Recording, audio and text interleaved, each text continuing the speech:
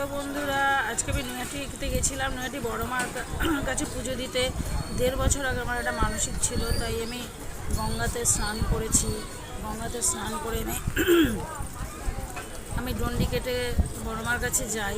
আমার সাথে আমার মা গেছিলো, আমার স্কুল ফ্রেন্ড গেছিলো, দুটো স্কুল ফ্রেন্ড গেছিলো। তা আমি স্নানটা করে ফেললাম। স্নান করে আমি যেহেতু শাড়ি পরে পারবো না বলে আমি কুর্তি পরেই নিয়েছিলাম। এই জল যে ছেটাচ্ছে ওটা হচ্ছে আমার স্কুল ফ্রেন্ড, ওর নাম জয়া। ও আমার সাথে ছিল।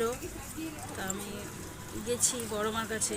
তা বড় মার কাছে আর মন্দিরে গিয়ে পৌঁছাই, প্রচুর ভিড়। আজকে যেহেতু মঙ্গলবার, প্রচুর ভিড় ছিল। আমি একটা অদ্ভুত জিনিস ফিল করলাম, বড় মা তো মাঝখানে বসে থাকে।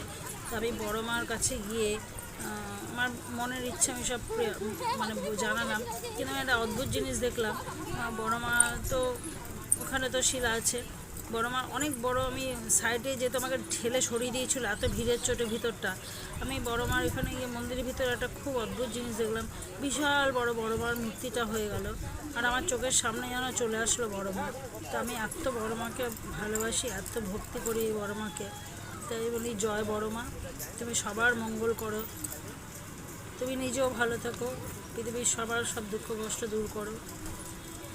এইভাবে আজকে আমি আমার মানতটা পূরণ করলাম। 1.5 বছর আগে তো মানত ছিল, করতে পারিনি, তা আজকে সেটা আমি পূরণ করলাম।